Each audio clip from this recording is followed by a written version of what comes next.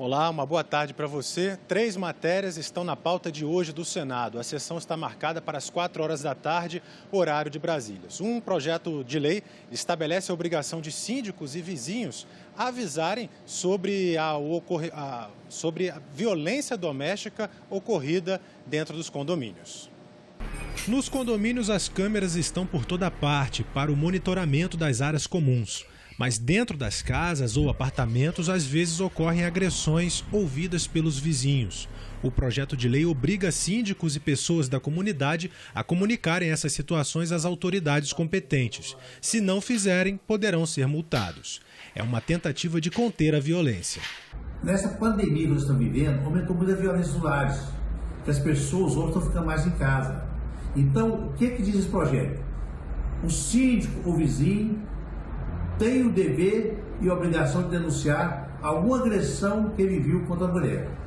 Comunicar às autoridades competentes, para que a autoridade vai naquele local, vê o que está acontecendo e realmente evite aquela agressão. Isso é mais um passo para nós tratar a vida das mulheres, para ter um pouco de dignidade. Observamos que só o Poder Judiciário e a Segurança Pública não vai resolver o problema da violência contra as mulheres. A sociedade tem que dar as mãos, gente. E esse projeto de lei vem mostrar que a gente tem que acabar com a lei do silêncio. O silêncio que está matando centenas de mulheres nesse país. Este síndico não é contra o projeto, mas faz algumas considerações. Os síndicos não são contra a lei na forma de denúncia. O que se observa é que a lei está impondo que o síndico exerça o poder de Estado de denúncia. E não é isso que o síndico entende. O síndico entende que a denúncia não deve se partir do síndico, mas sim ele ser um colaborador do Estado com relação à sociedade. Também devem ser votados nesta quarta-feira a medida provisória que protege bancos que investem no exterior de flutuações cambiais e o projeto de lei que determina o pagamento mensal de 2 cotas do auxílio emergencial para mães solteiras. E os senadores aprovaram nesta terça-feira projeto que amplia o prazo de validade de receitas médicas e odontológicas. Outra matéria aprovada determina uma compensação financeira de R$50 mil para os profissionais de saúde que tenham se tornado incapacitados por conta das atividades de combate ligadas à Covid-19.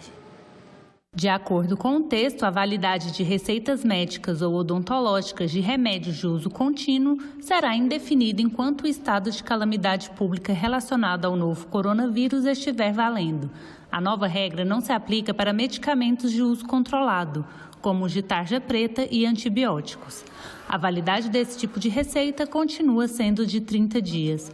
A medida também autoriza que pacientes vulneráveis possam fazer uma declaração indicando outra pessoa para a retirada do remédio. A condição é que a pessoa autorizada esteja com a receita. Existe uma preocupação para que aquele paciente não saia da sua residência nessa época de pandemia para ter que ir ao médico ou na unidade de saúde ou posto de saúde para buscar uma nova receita para dar continuidade à sua terapia. Porém, ir ao médico não significa apenas buscar uma nova receita.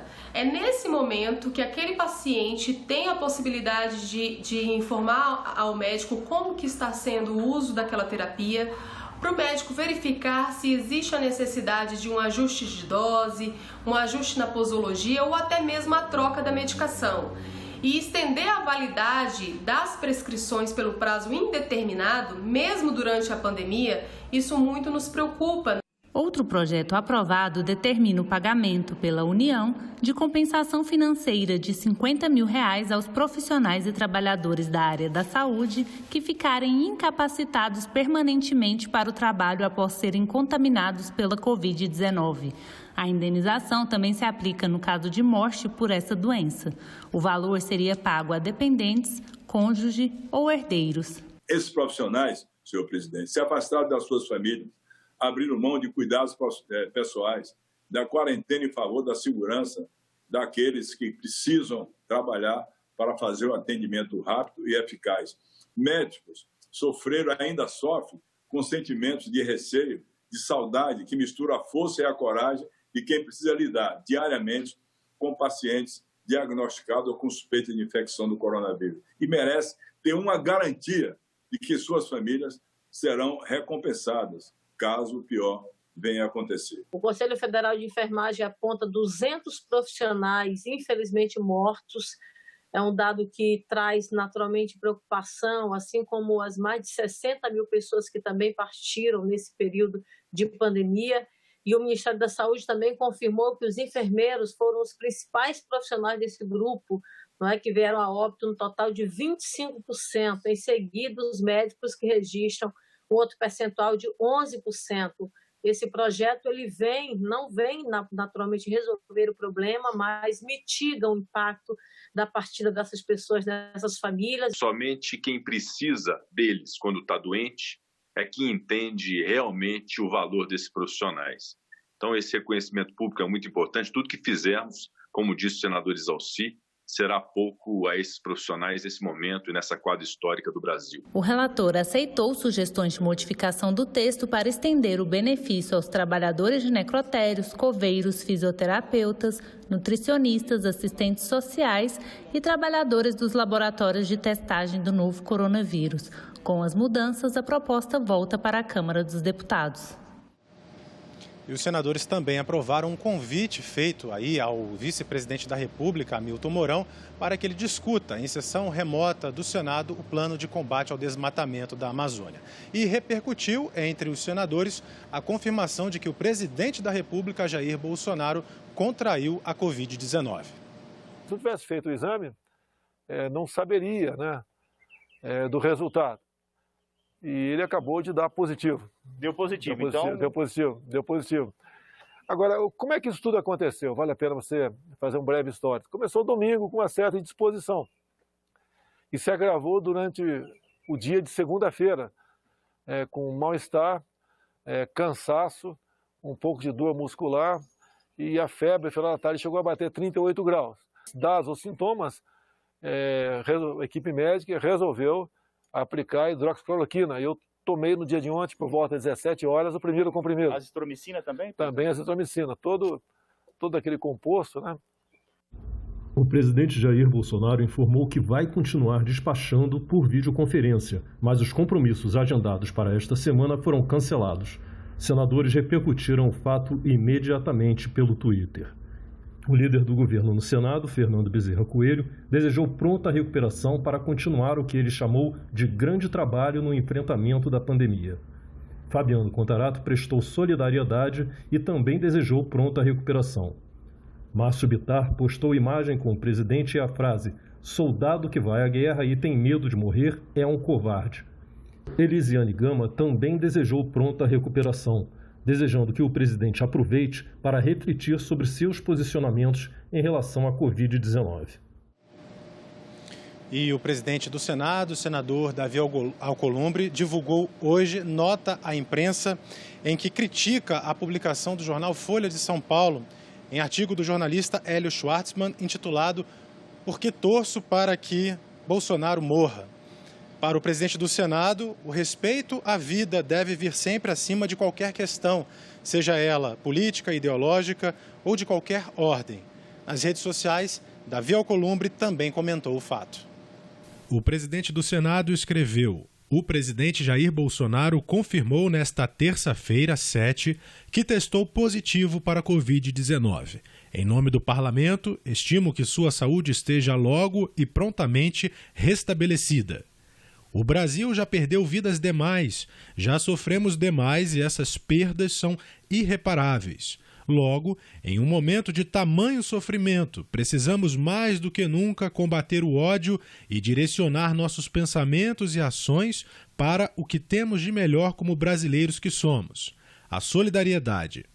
Ainda que haja discordâncias, faculdade admissível nos regimes democráticos, precisamos caminhar de mãos dadas com o respeito às instituições e às autoridades constituídas. Não há consequencialismo que deseje a morte de alguém como saída política para uma pandemia sanitária. O único extermínio que se quer e pelo qual devemos torcer é o do vírus. Somente o fim do coronavírus pode impedir que o Brasil chore tantas perdas e a tragédia de tantas mortes.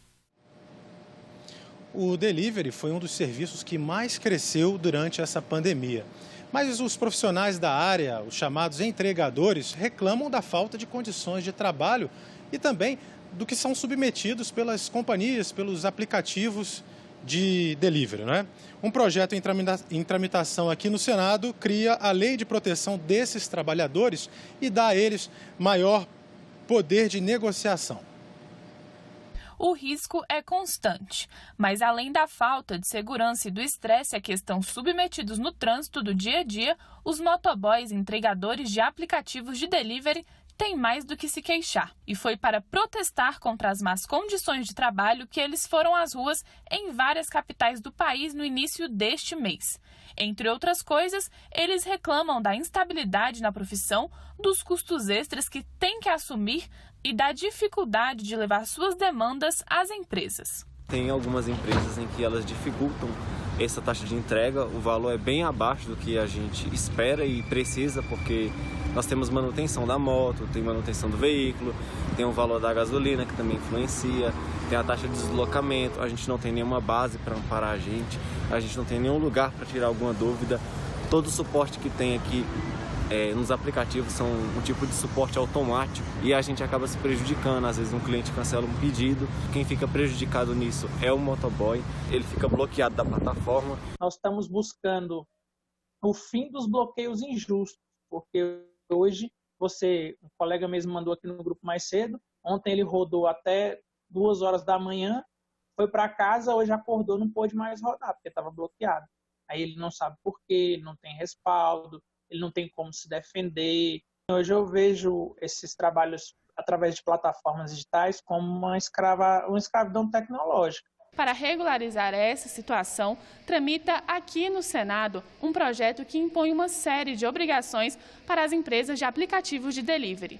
Entre elas, o pagamento por hora mínima de trabalho. Essas empresas também terão de prestar contas de 3 em 3 meses e contribuir com 5% dos seus faturamentos para garantir outros direitos dos trabalhadores. Negociação coletiva também estará garantida. Essa lei, ela garante os seus direitos de associação, portanto, uma negociação com as plataformas, garante um imposto, uma CID específica, para termos um fundo gerido a nível nacional pelo governo federal, para garantir, por exemplo, auxílio acidente, auxílio doença ou qualquer outra casualidade que possa acontecer. É uma categoria que veio para ficar, é uma categoria que corresponde à modernidade desse mundo todo que roda em torno de aplicativos e nada mais necessário que garantir a eles, na sua relação individualizada ou através das suas associações, direitos para que possa exercer com dignidade esse seu trabalho. Eu acharia muito um projeto, se concretizar, é muito bom. E o Senado lançou um novo serviço para o cidadão verificar se as informações publicadas nas redes sociais sobre as atividades legislativas são verdadeiras ou falsas. Trata-se do novo canal de interação Senado Verifica, fato ou fake. A tecnologia derrubou fronteiras e interligou o planeta. As notícias não ficaram apenas mais acessíveis, mas com as redes sociais começaram a circular muitas vezes mais rápido. Mas como saber se tudo que é publicado e chega para a gente é mesmo verdade? Nos últimos meses, o Senado teve que desmentir notícias sobre propostas em tramitação na casa e tem feito várias campanhas de orientação sobre fake news. Agora dá mais um passo para informar corretamente o cidadão brasileiro, por meio de um canal de interação direta com a sociedade. O programa é desenvolvido pela Secretaria de Comunicação, em parceria com a Ouvidoria do Senado. Quem nunca recebeu aquela mensagem no grupo da família de várias pessoas invadindo o Congresso contra a votação de algum projeto? Aí a gente já fica na dúvida, opa, isso é verdade, isso é mentira? Bem, para tirar essa dúvida, o Senado vai criar a página Senado Verifica, fato ou fake. Você vai poder ir na fonte para saber se aquela informação é verdadeira. É mais um canal de comunicação do Senado com o cidadão. O pedido para que o Senado apure uma informação e esclareça se ela é correta ou não poderá ser feito pela Central de Atendimento do Alô Senado no telefone 0800 61 22 11 ou pelo e-mail senadoverifica@senado.leg.br. Quem quiser poderá também preencher um formulário disponível na Ouvidoria do Senado. O conteúdo será checado pela SECOM, que vai publicar a resposta numa página no site do Senado. E o presidente da República, Jair Bolsonaro, sancionou hoje com vetos a lei que previa apoio aos indígenas e aos povos tradicionais. Entre os vetos estão a garantia de distribuição de água potável, itens de higiene, limpeza e desinfecção de aldeias, a obrigatoriedade de liberação de recursos emergenciais para a saúde indígena. A justificativa é que a lei não citou as fontes para custear essas despesas. Nós ficamos por aqui, você pode rever as reportagens que mostramos nesta edição na nossa página na internet. Acesse senado.leg.br/TV. Muito obrigado pela sua companhia e até a próxima.